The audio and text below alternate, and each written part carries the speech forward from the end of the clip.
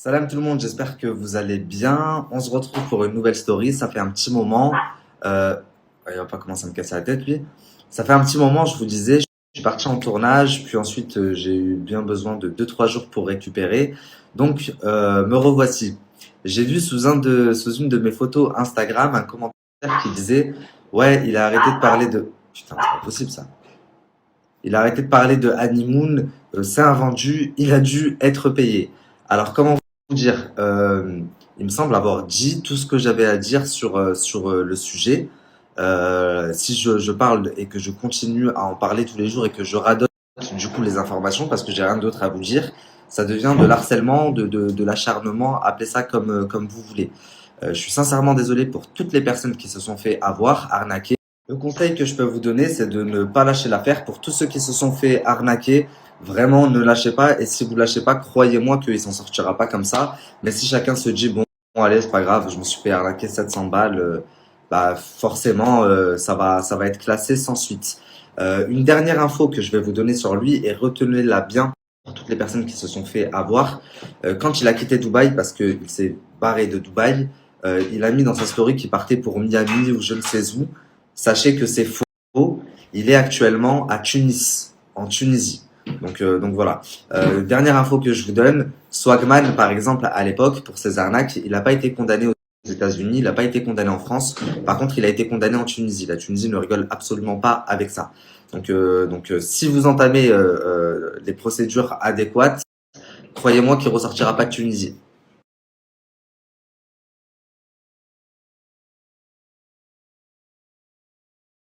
Donc en fait, sa cousine l'a grillé. Elle a posté plusieurs stories dans un café avec lui et Agda.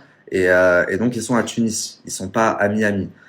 Et voilà. Donc pour toutes les personnes qui m'écrivent, parce que je continue à recevoir des messages tous les jours de victimes, sachez que c'est plus facile, il me semble, d'agir là-bas en Tunisie que s'il était là en France. Donc je pense que c'est le moment. Ensuite, moi, faut que j'avance. J'ai d'autres sujets à traiter. Je reviendrai sur lui quand j'aurai du concret, du nouveau, du concret.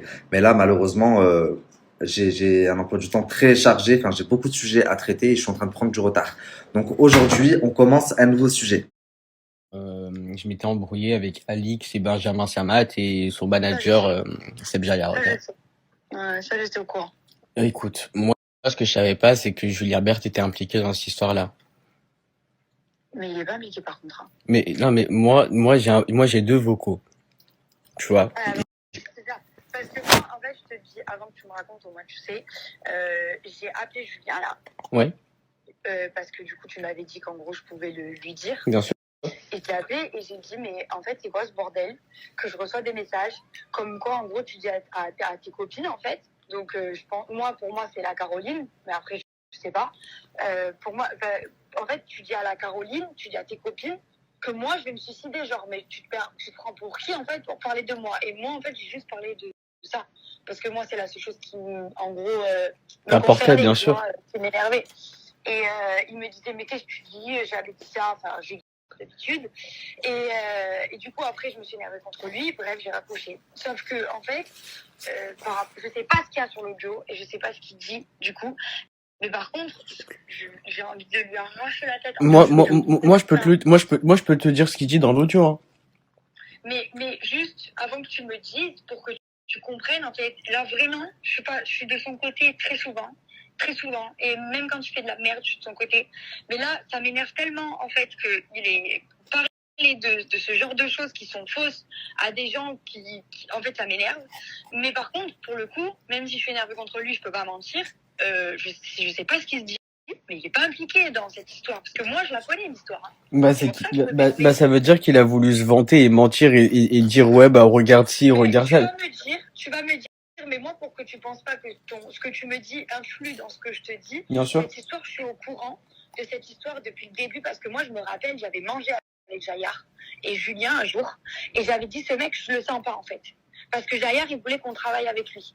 Et j'avais dit, moi, ce mec, je le sens pas. D'accord. Je l'aime pas. Voilà. J'aime pas sa gueule. Moi, je connais les gens, je sais les analyser. J'aime pas. Et il m'avait dit, et on avait parlé de lui justement au retour quand on rentrait, et il m'avait dit ce qui t'était arrivé. Justement, Julien. Moi, il m'avait raconté cette histoire. Il m'avait dit, Jaillard, il était allé, machin, je sais pas quoi. Et j'avais dit, mais c'est une blague, genre, enfin, c'est un blogueur, genre, c'est une blague. Enfin, genre, parce que moi, même si ce que tu m'as fait, je trouve ça grave, à aucun moment j'ai voulu envoyer des gens, ou à aucun moment j'ai voulu aller porter plainte. Parce que moi aussi, je pourrais porter plainte pour ce genre de choses, tu vois. Bah oui, c'est le je le jeu. fais pas. Mais je le fais pas parce qu'en fait, en soi, ce que tu as fait, c'est ton job, et moi, ce que j'ai fait, c'est mon job. Donc, c'est comme ça, c'est la vie, tu vois. Bien sûr. Et bref, ça, c'est un autre sujet. Mais par contre, du coup, il m'avait raconté, et à aucun moment, et pourtant, Julien, il m'en a dit des choses, il m'a dit qu'il était impliqué. Pas du tout, c'est parce que Jaillard, il lui parle, en fait. Et parce que Julien, il est con. Donc, à chaque fois, et puis il aime bien se faire passer pour, le gangster du coin, alors que c'est des gars. Ouais.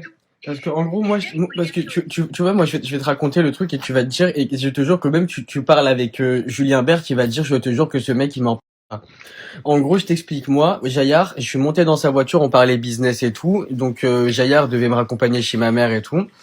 Donc, il me raccompagne chez ma mère et en voiture. Et bizarrement, tu sais, je sais pas si c'est bizarre ou quoi, il y a Julien Bert qui l'appelle, donc il parle de business et tout. Et ensuite, il me passe le téléphone, tu vois. Donc, Julien Bert savait que j'étais en voiture avec Seb Jaillard. Donc je me suis dit c'est bizarre, genre ils sont potes et tout, mort de rire, trop drôle et tout. Il me disait ouais t'inquiète dès la prochaine fois que mais ça date, c'était D'accord, ok. C'était au moment où toi tu t'es fait braquer, c'est ça? C'était une semaine avant que je me fasse braquer. D'accord. Ok. Donc en gros de là Bert il disait ouais dès que je passe sur Lyon on se boit un verre et tout, c'était vraiment cordiaux et tout hein. Et quand j'ai appris là dans les vocaux que j'ai reçus en mode t'entends très bien Julien Bert au resto, il dit ouais moi et Alix et Benji on a engagé un mec pour aller braquer chez la mère d'Aquababe pour lui montrer qui on est,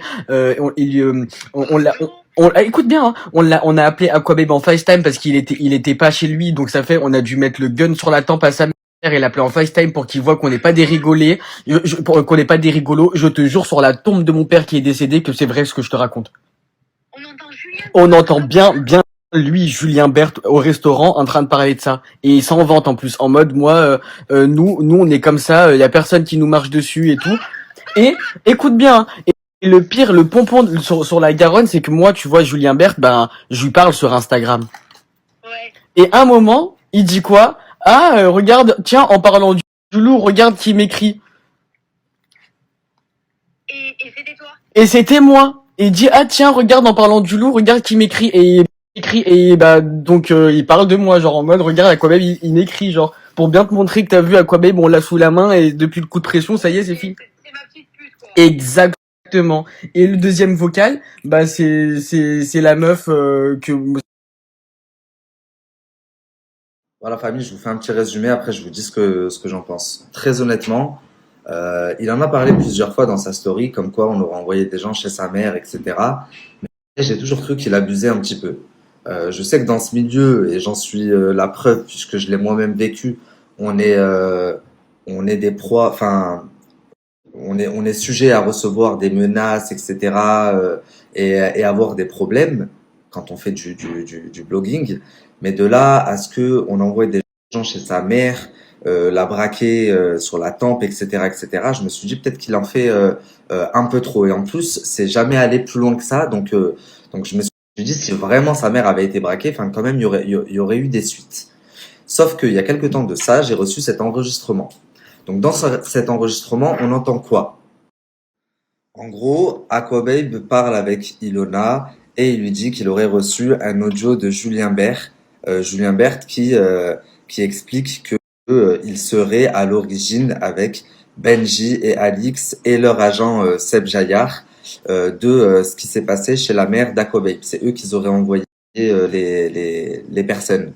Et Ilona lui dit non mais Julien, je suis au courant de cette histoire, j'ai toujours été au courant de cette histoire, mais Julien n'a rien à voir. Il a dit ça pour faire le kéké, pour se vanter à la personne sûrement, mais il a rien, mais lui n'a rien à voir. Donc sous-entendu que Benji, Alix et leur agent Seb Jaillard, eux, ont quelque chose à voir. Je sais pas si vous vous rendez compte, mais c'est quand même très très grave. Moi, si c'était arrivé, si on avait envoyé des gens, déjà juste moi, quand on a cherché à me faire du mal ou à m'envoyer du monde, je suis devenu le pire des diables, c'est-à-dire que je l'aurais fait payer au centuple. Mais alors, si on avait fait du mal à ma mère ou envoyé quelqu'un chez ma mère, mais jamais de la vie je les aurais lâchés. Je sais pas si vous vous rendez compte, mais on est où là? En fait, aujourd'hui, blogueurs, je sais pas si vous commencez à voir, mais certains blogueurs commencent à se faire certifier, on commence à être respecté et être reconnu. C'est un métier. Et aujourd'hui, voilà, on est la presse de 2.0. Est-ce que vous vous rendez compte si, à l'époque, à chaque fois que une presse, n'importe quoi, closer public, je vais en citer plein, voici, sortait un papier sur quelqu'un, bah on allait envoyer quelqu'un chez braquer la mère du patron. Non mais on est où là? Vous êtes des grands malades. Le pire, c'est que je me rappelle, lors de mon passage sur TPMP, il y avait Alix avec moi et justement j'expliquais que Ilan m'avait envoyé quelqu'un, un mec, que j'avais les messages, que ça m'était déjà arrivé auparavant, que d'autres personnes m'avaient envoyé du monde. Et Alix avait dit que c'était intolérable, qu'elle aussi avait subi des pressions, etc.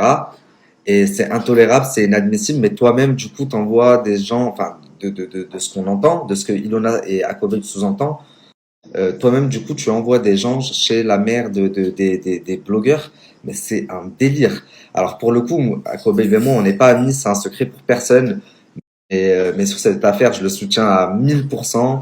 S'il a besoin même de mes avocats pour l'aider juridiquement, avec grand plaisir.